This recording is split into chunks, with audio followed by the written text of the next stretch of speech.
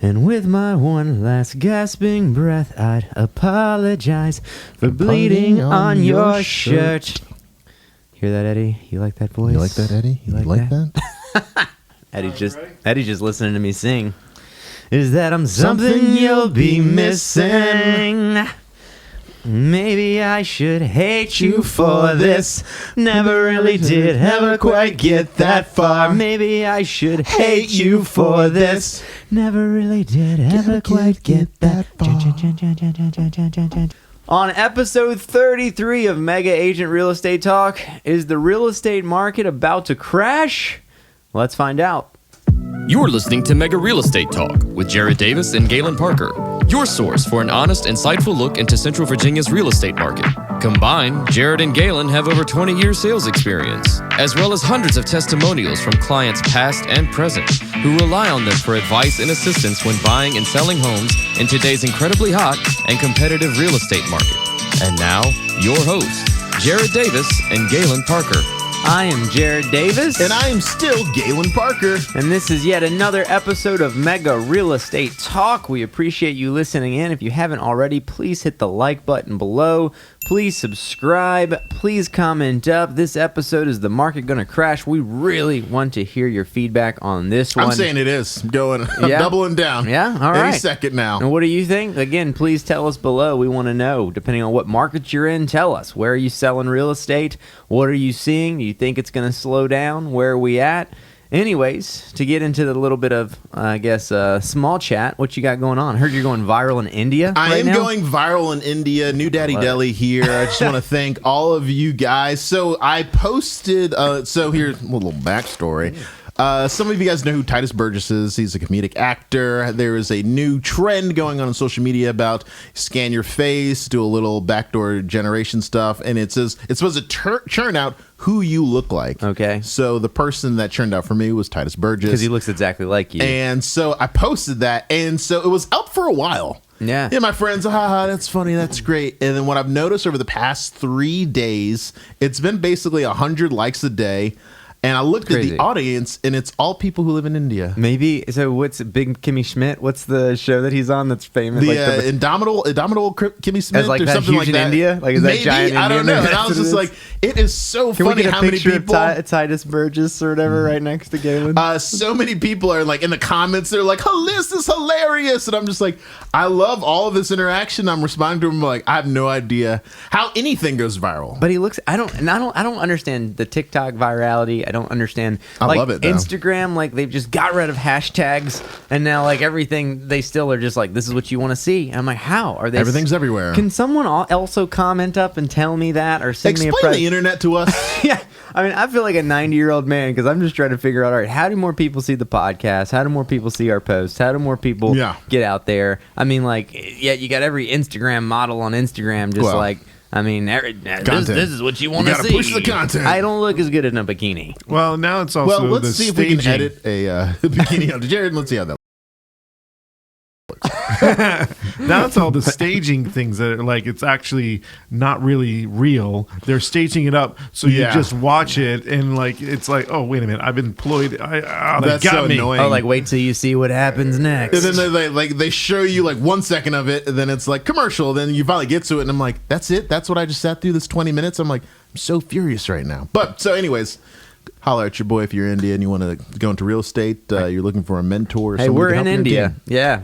But I love it. Thank you guys. Thanks everyone. Yeah, and if you're not in India, like I said, we're building teams everywhere right now. We just got some people in our line that are in Germany right this second, which is awesome. We got a bunch of people in different states, New York City, but we're trying to launch into some other states. So we've got some nice referral partners. So if you're building a team, if you're solo, if you are interested in joining the team wherever you're at in the world, reach out to us. My goal is that the next time we shoot content for this podcast, I'm just gonna have like an entourage, like sitting in the couch behind me. They're all just like sunglasses on, like watching. I'm like, oh, sorry guys, this happens. You go viral. I gotta bring the party with me. You're just gonna have a posse. No, sweet posse with a nanny. With a nanny. Oh, yeah. If you guys listen to our last episode, podcast. I have secured a nanny. Yeah, my nanny is just doing all the things unkid related. She's washing the car outside. She's gassing it up. So we've definitely gone mega. That's right. On you guys. Thank you so much for listening. Love it. So there's something for you, buddy. Ooh, I'm just buying all the things right now. I love it. I mean, I went from 3 years of investing to just like reckless investing in yourself. Reckless like, abandon. Let's stop that. Like, because recently you were just like, might have been a rash. No. This is what an investor does. You find a commodity that has appreciating value yourself, and now you're investing in it. And so now you're getting all the things that you want, need, and deserve. And I support that because I'm going to benefit from it. So I'm all about it. Just make sure your taxes are on time. That's all I have to say. Listen, if you know anything about us, you know our taxes are not going to time. My taxes go in. What's the last day before the government arrests you? October 15th. That's when I send my money in. Gotcha. I'll pay all That's the penalties. when I make my first payment. I'm like, hey. No, I think you have to make all the payments by October 15th. You got some of it. I don't think you can wait till after that. But you're good until like October 15th. There's all these people running around that paid. Yeah. Well, you can be like Elon Musk, where he doesn't have anything except a $50,000 house. He was like, okay, what are you going to do now? He doesn't pay himself. He's like, I owe nothing. Smart dude. I mean, don't hate the player. Elon, hit me up. Tell me what to do. That's right. Leo, let me know how I can get away with that. What is the thing? So, what's the most recent thing? If you guys know me, I'm a Porsche guy. I'm a car guy. I think I have a Porsche hat on today. Is there a Porsche hat on today? Yeah.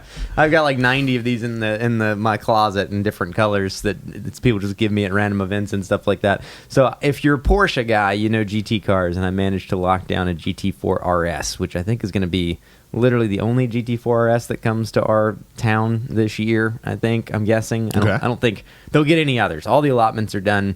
Our dealer had one allotment and went to another car dealer that they traded it to them for 10 other cars. That's how crazy the market is right this second. It's wild. And then some race car driver called and didn't want an allotment that he was given by Porsche Motorsport, and I managed to lock that allotment. So it was a completely impulse buy decision, but I'll have that in, I think they said August, which is very exciting. So the GT3 is going to have a nice little sister to sit next to for a while. We'll see if I manage to keep both. And the house is moving along. They changed my lot on me. If you've listened to some podcasts, you've seen I'm building my dream house right this second. Another irrational purchase, probably. That's not irrational. You need a place to live. I mean, I have a decent place to live, but I'm gonna have a sweet place to live. But you need a place to live. Yeah, but it's gonna be a sweet place. No, it's gonna be beautiful. It's gonna be so beautiful. So they changed lots on me, but I think it's for the better. Even though we were literally in planning, and the county had, we're probably a couple weeks from approving the plans on site. Now we're moving those plans to another site, but it's a better site. So that's everything going on in my world. No, I love it. And then, we still want to buy a bunch of apartment buildings, and we're syndicating apartment deals and things like that. Our most recent renovation should start here in the next couple of weeks. Yeah. So it's one of those things that it's all good until the next apartment goes under contract and someone's like knocking on my door for $1 million or whatever they're going to say, sorry, I bought a supercar and I'm building another personal house. Sorry, can't help you. One thing I spent all my money on depreciating assets. One thing that I called you the other day in like a panic slight annoyance because we've got like some great content going out there, and recently a guy, Mike, I didn't even tell you this, a guy like he liked the post, he commented on it, and then my phone rang, and so I pick up the phone, I'm like, hello, and he's just like, hey man, love your content, I just actually liked it and put a comment in there. I'm like, oh, okay, cool. And he was like, it takes a lot of humility for me to say this though. And I'm like, okay. And he's like, my son's not really doing too well, and we're in a bad position, and I just wanted to know, would you be able to? And I was like, click. And I immediately hung up the phone. Well, this is what happens when you go viral. I mean, it was just like a random guy, and I was like, that guy was just about to hit me up for some money. I called Jared, and I'm like, hey, FYI, if someone calls you, that's what it's about. And I guess he's just like a guy, like comments and stuff, and like immediately calls the people, and it was just hey. Do you get that on a lot of your Facebook posts on houses and stuff? I get a lot of DMs of people. I get like a lot of DMs where people are just like, I'm in need, so if you could just let me live there for free. And I'm like, it's not even for rent. It's for sales. Ones. That's crazy. I get the ones where it's just like, it's not them. Hey, I know of someone who's in, they've got 2 kids and one's in the hospital and they're in the hospital and they're the doctor as well as in the hospitals in their backyard. And so if they could just move into this place for 6 months. I just need to live there for free I got for one 6 months. I got one this morning. This morning someone said, is it okay if I rent this house until it sells? And I was like, that was for me. Sorry about that. I need a place to live. I'm all about helping people, obviously. 100%. But man, some of the stuff, especially like when we flip houses and whenever I sell stuff out, like appliances, sheds, like the amount of people. Can I come live in that shed? Well, no, people are just like, can I have it? If this doesn't sell, can I just have it? I'll come get it right now. No, they're not saying if it doesn't sell, they know it's going to sell. They're just like, can I have it for free? And they're Just like, give it to me. This is my story. I'm like, man, sorry, man. I don't know. I've like listened to some of the stories. And I'm like, man, that is a great story. I was like, it's not as good as the other guy's story, though. The other guy's story was way This more is terrible. compelling. We gotta get off of this before someone cancels us. Hey, don't cancel me. Don't cancel. Come on. I understand there's people in need. I'm not trying to joke on people in need. That's No, not what I mean. but my thing is this: there's people who are legitimately in need and they go about it in the right way, and then there's people who are. There's a lot of scamming, people that are preying on every single sentimentality, thing. and Yes. I'm just like, those people I don't. Look, I volunteer a lot of time because there are generally people who need help, but the other people who are just scamming, come on, don't be that guy. All right, Mike, let's deep dive. Here's the shortest music ever.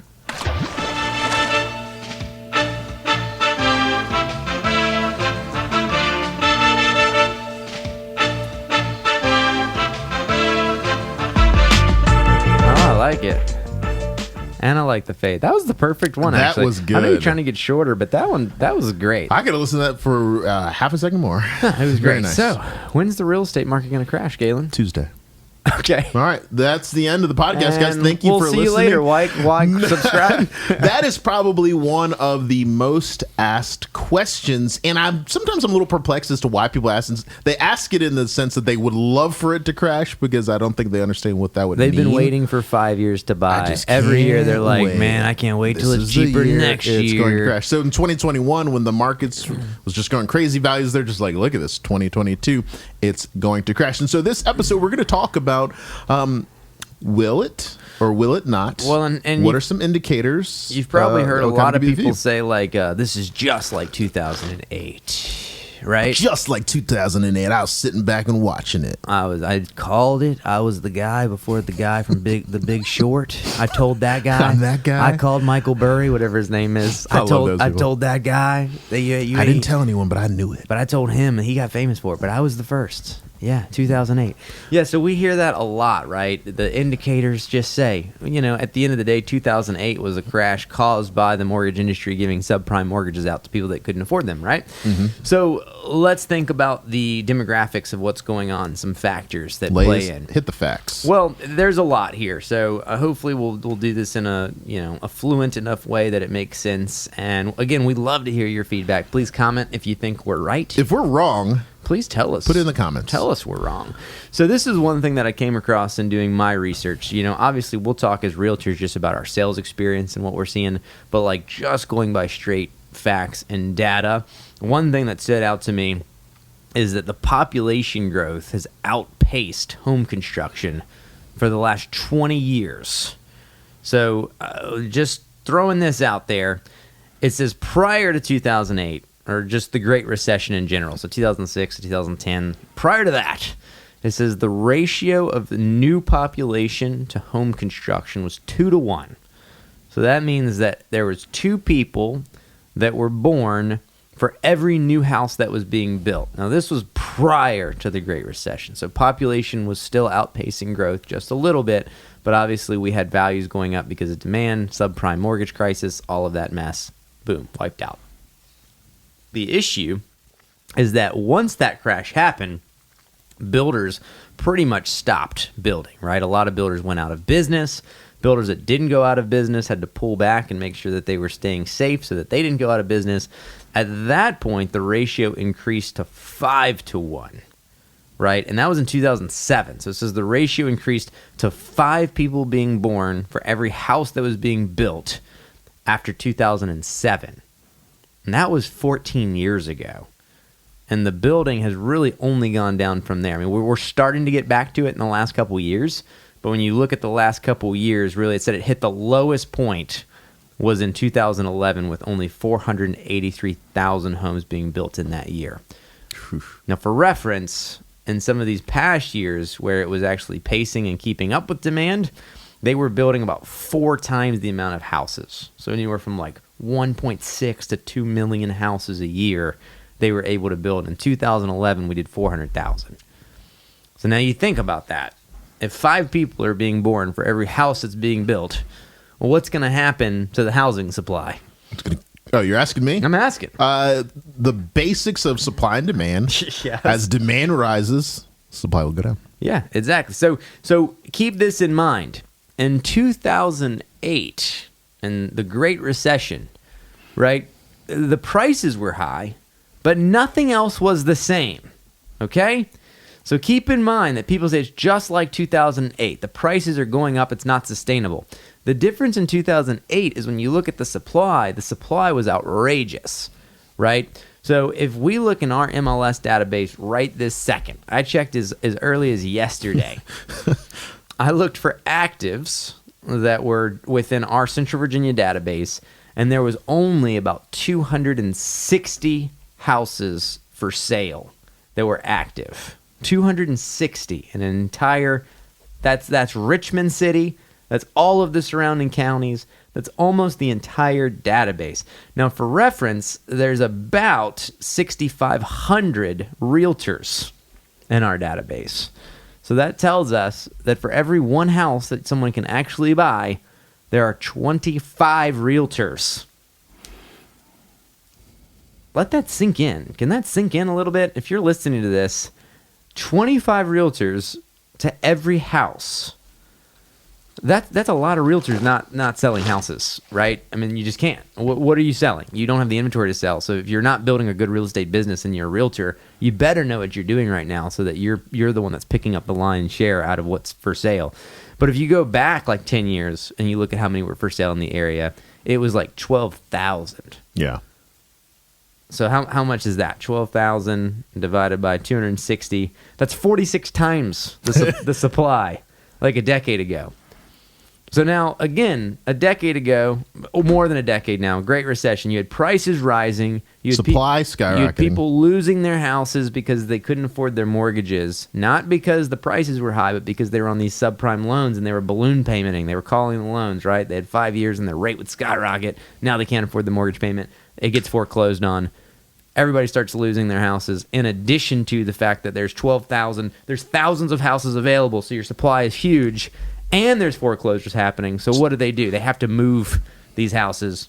The supply is way more than the demand, hence the crash. Yeah. Right now, if anybody isn't paying their mortgage payment, they should have insane equity, right? Just sell your house. Even if there's no time in human history at this point where they could have bought their house and be underwater in it almost, unless they just refinanced.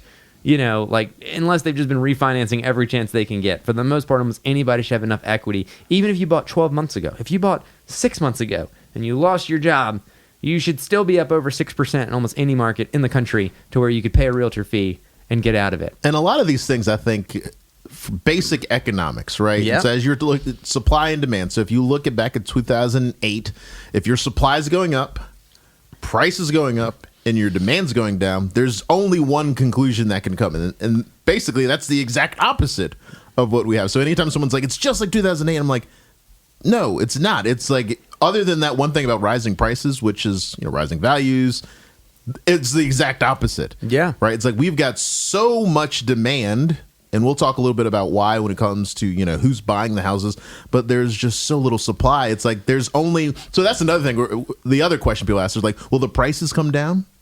So that's a good thing to bump into. So keep in mind this. The last stat that I read, this was a few months ago. I'm not sure what the number sits at now. But the country as a whole was at a housing shortage of about 4.2 million houses. Now, COVID has not made that easier. You can't build. Well, you can, but obviously it's become one of those things where materials have gone up, right? Labor costs have gone up. So in general, that's part of the reason that housing is being expensive. Now, you may be listening to this and saying, well, that has to change at some point. And some of it may very well change. But some of it, I think, is here to stay overall. I think, you know, wages rising, all of these things to account for inflation, right? I mean, we already know inflation is outpacing wages. So at some point, some stuff just has to go up just so that people can afford daily life. Yeah. You know, even if it's not minimum wage, we're not in that discussion. But in general, everything's getting more expensive. We flip houses, you know, 5 years ago, most houses we could flip for about 35 grand are costing us like 55,000 now. It just is what it is. And taking longer. And taking longer with material costs and everything else. So when you think about it, with COVID already slowing down the process, with it being more expensive to build and being at a 4.2 million house shortage, you have to think, if we've been building only 25% of what we were building pre-recession, right? And even in pre-recession, it was still 2-to-1, right? It was Yeah. still, even when they were building Still steadily, at a deficit. they were still at a half deficit, but then they cut it in half. So 25% of the house were being built. Now we're at 5-to-1 plus, right? With people coming into the world. Right now you have all these millennials and people that are now trying to buy their first house. You've got millennials, think about it. Most people think millennial, they think young, but it's not really young anymore, right? It's like 30s to even 40? I don't know when the I think it's like right now, like your oldest millennial's like 41. Yeah, so think about that. It's not like a little kid playing around. It's like this is a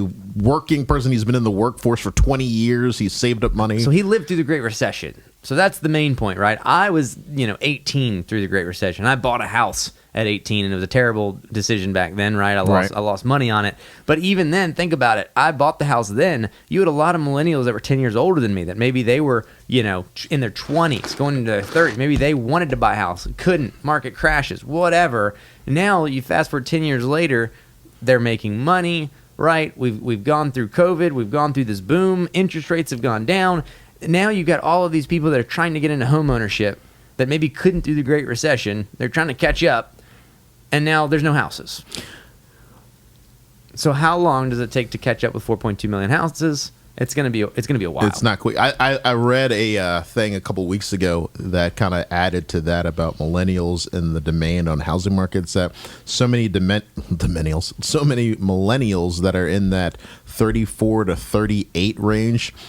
The things that it's different in generations. In generations past, they had kids, and so you would think like, well, okay, that they definitely want a house. But what's offsetting is the fact that a lot of these people, they don't have the children, which comes with a cost. So now they have a greater savings so that they could purchase a house. Where like in the past years, they didn't have that money at their disposal. So now what we saw, especially last year, we saw all these people were a lot of times we're like, where is the money coming from? And now when we look at the data, we're like, oh. Okay, they've been saving that because they didn't have to spend it on, all these other, ancillary things. Yeah. Not that children are ancillary, but all these other things that, would make a demand. So now they've got like these nest eggs. Now we've got clients who are, they're 37 and I'm like, well, do you have any down? They're like, well, we saved up $60,000. And you're just like, oh. Okay, because they haven't done this. So like now we've got this huge, influx of people who are not just first-time home buyers, but they're well qualified, people with cash, well qualified, flush with cash home buyers. And so now if they sat out 2021, their desire to live inside a nice house hasn't gone anywhere. Yeah, they still are working from home now. They don't want to work from their apartment now. And so now their demand's going up. And so now we've just walked right into 2022. Yep. And so it's like a crash would mean that all of these people are like, hey, we lost our money. Now we're not. It's not like they all invested in cryptocurrency and they became a millionaire on Monday. Then they were broke on Tuesday. Like everyone's still making smart financial decisions and they're looking for this investment. And home prices have gone nuts, right? And sure. In some areas they've gone from 10 to 15% gains in the last 12 months to some have even had 25 to 30+% gains in the last 12 months. So you figure even if you had a pullback in some pricing, right? There may be some people that bought within a certain given year that maybe lose some of the equity if they paid a really high price. If values came down, I'm not saying they're going to. But the reality is that if you've bought in the last couple of years, you've fed into all those gains. And if you bought in the last 5, 6, 7, 8 years, you've really fed into all those gains. Yeah. So if you've gained 70% home value on your house and your market over the last 5 years, and then home prices, fall for any consecutive reason, they're not going to fall 70%. So even if they go down 10%, right, you're still so much in the equity, right? We haven't seen good foreclosures in 3 years. No. People all the time, investors call us. Where are the foreclosures? You're not sending me any foreclosures. Where can I find them? I'm like, sir, it's in the search. If there's a foreclosure, you will see it. There's just not that many homes foreclosing. It's just wild when you were talking about like that. I bought a property in 2010 for maybe like 160,000. Okay. And my neighbor, who's like a street over, has a smaller footprint than my house, and they just sold it for $290.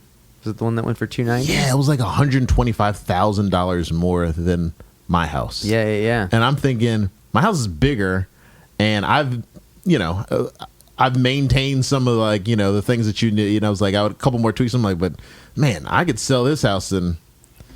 Yeah, your down payment on your basement. Or you can come live in my new house. Yeah, that's great. It'll be big enough.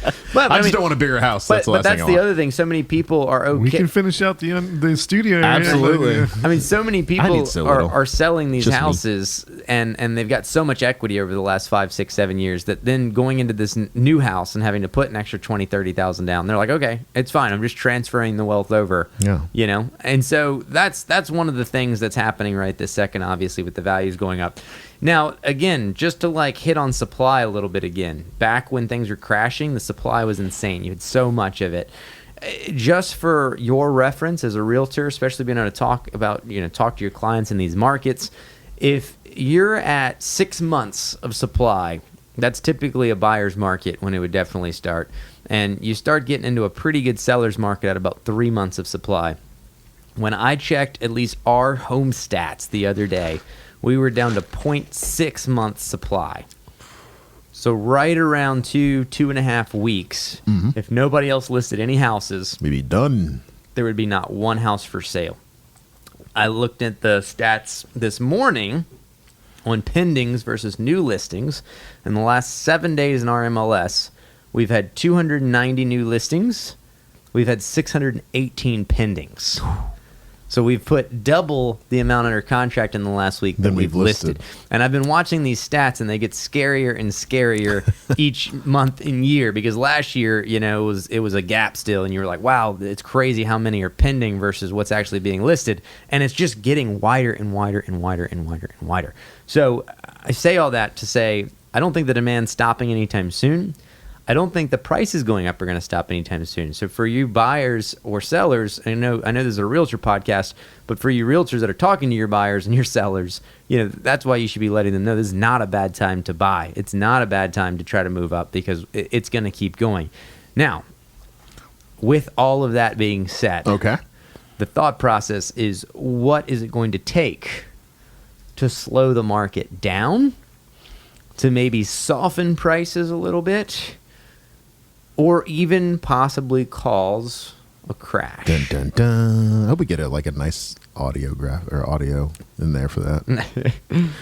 I mean, I'll take it, or if you want to throw your input. I always tell people, look at fundamentals of economics, and the number one fundamental economics is going to be supply and demand. So for us to have a crash, we need something large that has to happen that's going to, one, flood the market with supply. Yep. Because that's going to be the biggest thing, because it's going to be, we're like, hey, there's more out there than we can even purchase. Yes, you'd almost have to have prices come down on supplies and building materials and everything enough for the builders. And the thing is, I read an article a while back that just talked about just the process of getting homes built. It's such a long process. Like, counties and the government just make it so difficult from a permitting standpoint and a zoning standpoint and a preparation standpoint. And now with COVID, even that, like, some of our jurisdictions are like, hey, we'll talk to you when we talk to you, right? So there's even like people that are like, please let us build, and it's, you know, the government holding it up, right? So you would almost need some of that stuff to get freed up. You would need materials to be cost effective enough where they're like, all right, let's steam ahead.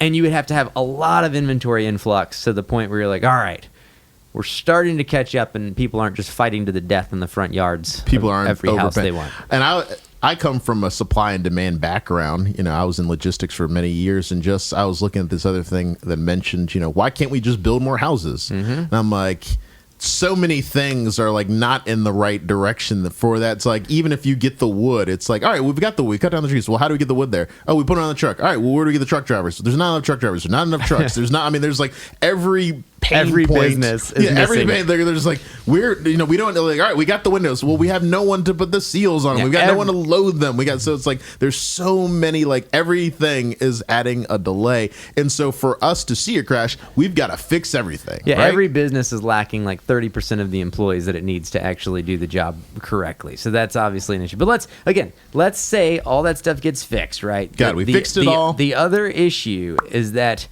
you know, prices are increasing at a rate that is just unfounded, right? You've got hedge funds just buying houses up right now because they're like, well, if we can get 20 to 30% gains in a year or two, that's better than you do in the market, right? So we'll just buy up all these houses and rent them out, and we'll have not only the equity gains on the houses, but then we can rent them, depreciate, all of these things, right? The issue that I am wondering about, right? Again, we love your feedback. Please comment. Please let us know what you think. 20 to 30% gains in some places last year, 15 to 20% gains in places the year before that, pretty heavy gains the years before that for the last almost 4 to 5 years. Going into this year, they said, we expect softer gains, maybe 3 to 5%, yet now I'm seeing 7 to 8%. And we're making offers on houses right now, which makes me think it's also going to be a 10 to 12% year, right? The second, based on everything I'm seeing, at least in my market. Yeah. At what point does the housing just become unaffordable to the normal person, right? Right? I mean, like you said, you made a valid point with a lot of people are just stacked with cash right this second. The markets have been pretty good to people over the last couple of years if you were an investor of any kind.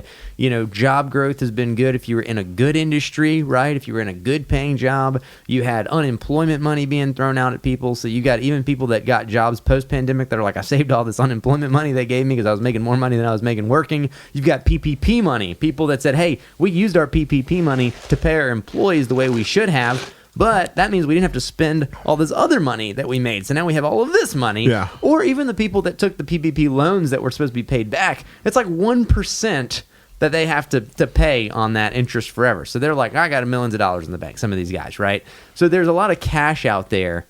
But even with that being said, when you come down to your middle class and then lower class starter homes, right, they're getting so expensive right now.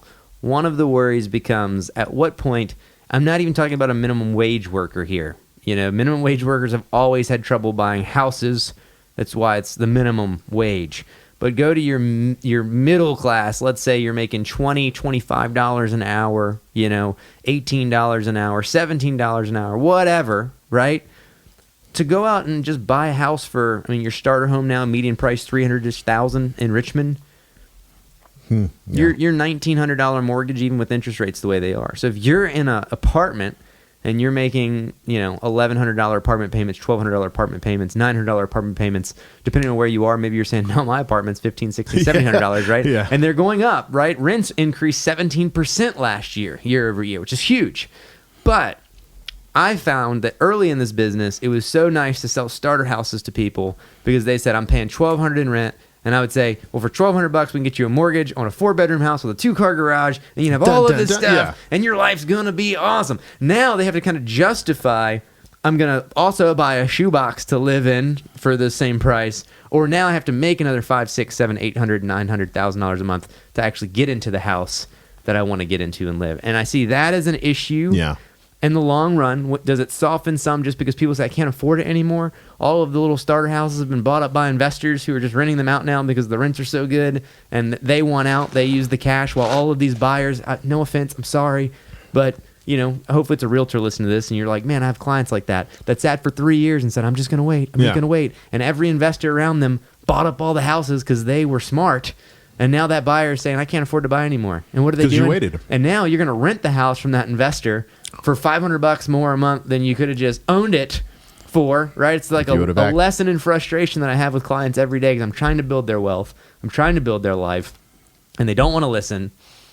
Yet I think that's where we're heading. I think we're heading to starter homes being owned by investors.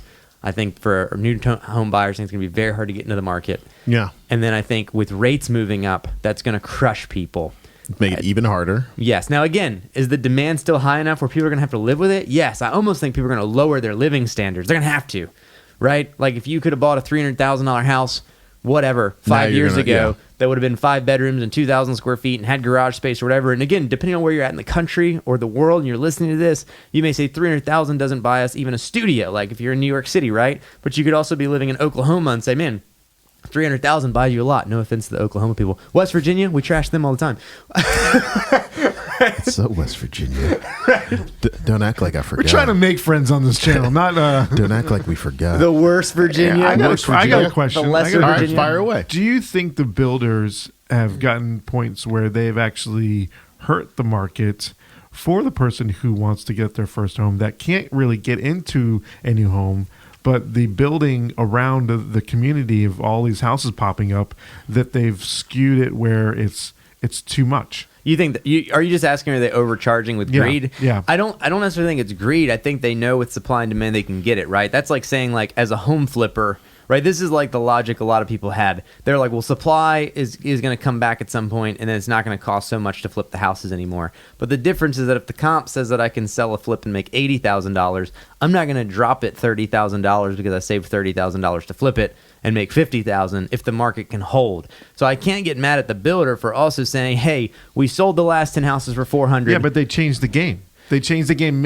when the house is already be going. They're like, oh, by the way, we need an additional $30,000. They do. Now again, I do think that them doing that, they're doing that, and I think some people could be shady. But I do think for the most part they're doing a dollar for dollar. If you're open and honest as a builder, you're saying, hey, this is the price we have built in. If for some reason the lumber goes up, you're gonna have to pay the difference. In my build contract right now, if the lumber goes down, I actually get money back. Right? That's not gonna happen. They were happy to write that in the contract. They were like, yeah, we're gonna give you. If it goes down, Mr. Davis, we'll give you some money back. Sure. I just know it's not. I just know it's not gonna go down. But the flip side is that even when the wood went down, but the gravel went up. Yeah, but that is everything, right? So, so the whole point is that if Ryan Holmes has gone and sold 10 houses on the street for $400,000, and then now for some reason they're saving $20,000 on that build, they're just going to keep charging not going for to it. $380. Yeah, and in all honesty, every neighborhood that's a new build typically starts off cheaper in the beginning because you're in the middle of all the construction and everything else. Mm-hmm. And by the end of the neighborhood, it's up anyway. So typically, if Ryan starts and like you're the first on the street, and you're gonna get this price. Yeah, dump trucks are going to be passing you every day for the next 2 years. But then in 2 years, it's a slight incentive it's that I think has probably gone down right now. Well, so now it's like great. Now with all of those same rules, you're like great. The end of the neighborhood's now $70,000 more, but now inflation's made it $140,000 more, and it doesn't even matter what it's going to cost to build because they're going to get that price no matter what. And I always think about, and I've probably said it already like 8 times, supply and demand, because we often put a house up in, a neighborhood that maybe historically 20 years ago, they're like, that's not a quote unquote good neighborhood. How can you justify this price? You flippers are doing that. And I always think, I'm like, do you guys don't understand supply and demand? It's like, even if this neighborhood in your own mind is not a good neighborhood, there are just so many buyers that are like, I'm willing to purchase in this area. Because it would be $400,000 more in this area. Exactly. And so like we had one recently where people were like, I can't imagine you guys charging $350 in this neighborhood. And I think it like actually like went under contract for way more than that. I'm like, it's going to blow some of these people's minds when they see it, because it's not us, it's you, it's the demand, it's the consumer saying, yeah, I get it, maybe 20 years ago this, that, or the other, but I want to buy this size house with these amenities, these upgrades, and okay, maybe it has to be in this area, but what is this area going to look like in 5 years? I've got a long-term vision for that, for the value. And I'm going to be honest with you, they're probably right. That long-term vision is going to make them that money back. And so there's a lot of people who are like sitting on the sidelines like, well, they made it. I'm like, no, it's not us. And I'm like, so you need to kind of take action now so that you too can benefit, because the market's someone literally said on that post, gentrification should be illegal. That's what they put in the post. So fixing things up and selling them should be illegal. And so I thought, what's the logic? This is another hot topic, and you could be on either side. We should do a whole podcast on this, because this one could spark a lot of gentrifying. Well, the thing is, like, what would you rather do if you did nothing to the neighborhood? Then every house at some point would be unlivable. I walk through these houses. I'm not saying there's not some people that have kept up the neighborhood and lived there for 80 years. Yeah. But for the most part, when we go to buy these houses, they are uninhabitable. No one would ever put a loan on it. Sometimes they don't have running water. Sometimes the plumbing is not working, right? You've got mold. It's terrible for the people that are living there for whatever the reason is. At what point do you let a neighborhood just go and be like, we'll never save it, right? That would not, whoever's living in that neighborhood, whenever it's fully done, they're also not going to be saying, I'm glad no one came in here. I'm glad no one invested in this. That's it. So guess what? You're going to have higher taxes. Prices are going to go up. That's what's going to happen in your neighborhood. And if you choose to live in the house that is falling apart like that, hey, your one perk is that 10 years ago in something like Northside in our area, we would have bought your house for $50,000. Then like 5 years ago, it would have been like $80,000 or $90,000. Now we're giving you like $200,000 for a shell. $200,000 for a house we have to rip down. I always ask them, well, let's walk through the opposite. Like, let's say, let's use a different word. Let's not say gentrify. Let's say we invest. What happens if we don't do that? If we don't, so like, what would you like? You're like, all right, well, there will be like no schools, no amenities, no investment, property values down. I'm like, so that's your ideal scenario? No, it's going to be really low, and then you're going to say, "Man, I wish someone would invest in this area." And then we're going to say, "We tried." And then people get mad. And You they're got like, on my Facebook post and called me a monster. yeah, and then people are like, "Who's going to pay that in this neighborhood?" It's like, don't fix up the neighborhood, but if you do, who's going to pay to live here? They're like, we're trying to make it good to live Don't here. fix it up too nice. Yeah. I'm like, all right, got So it. I know that's a huge side run from, But no, from the it's topic. necessary because we're talking about values and crashing. So ultimately, though, I think with interest rates going up and values going up, I think at some point you're going to reach a sustainability option where, yes, the people that are wealthy, people that are making really good money, maybe they even adjust, right? If you were someone that was going to buy an $800,000 house and the market keeps going up, maybe you're looking at a $500,000 or $600,000 house, because it moved up to that price point at some point, right? You know what I mean? Yeah. You may have to lower your expectations. The problem is going to come again with the first-time home buyers. Will their expectations be lowered to a point where there's just nothing affordable in their range anymore? For that guy that they say you're pre-approved for $200,000 when there's no $200,000 houses left, what happens, right? That's going to suck for those people. But I do think it is inevitably going to happen. It's just, at that point, will values ever come down again because of that? And I don't know the answer. It's tough to say. Again, we love your feedback.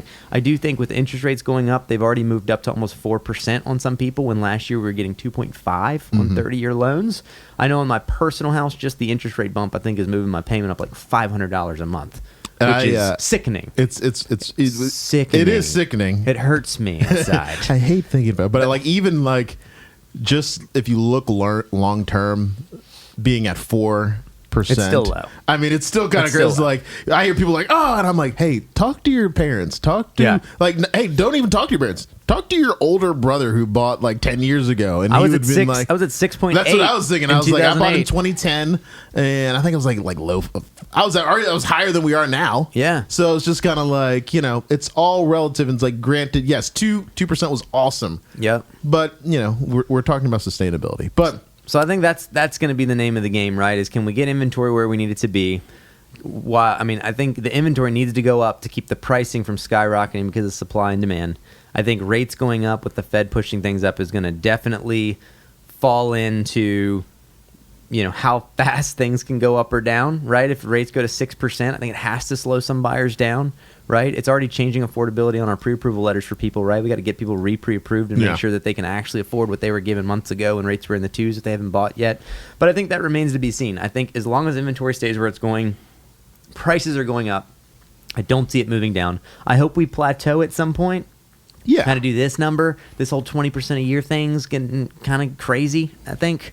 But I do think we're going to do one of these numbers when an because inventory goes up. if you plateau a little bit, then other things can catch up, like wage gaps, all that stuff can kind of Bingo. like get a little bit. Because I was thinking about like, even if we go to 6%, how much more money are the people making today than they were before when they were making 6%? It's like they're making way more money. Yeah. So when you think about it, what we do honestly hope, I think, will the market crash?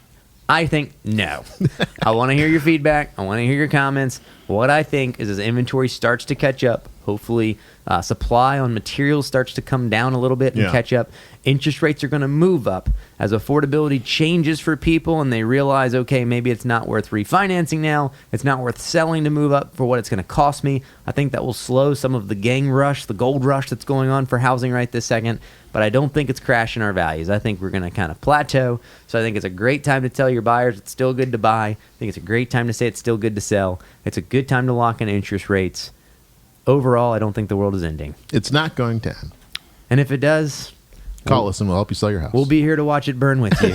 So We'll be sitting anyways, right next to you on the bus. that's right. Like, subscribe, please comment up. Give us your thoughts and questions. How do you feel about gentrification? Give us some discussions. Let's talk about it in the comments section. We appreciate you following us. Again, this is another episode of Mega Real Estate Talk. I'm Jared Davis. You can find me on Instagram at __ the Davis Group, or you can email me directly, jared@centralvarealty.com. If you're a real estate agent looking to grow your business, if you want to plug into our personal training, into our personal network, into our referral network, we would love to talk to you and help you grow your business. Galen? You can reach me at Galen at centralvarealty.com or on Instagram, your realtor's favorite realtor, RVA. I look forward to hear from you. Thank you guys for the DMs. Thank you, India. Let's do it. Let's do it again next week. Thanks for watching. If you have a real estate question that you would like to ask Jared or Galen, reach out to them. at jared@centralvarealty.com or Galen at centralvarealty.com. Who knows, it may even be featured on an upcoming episode.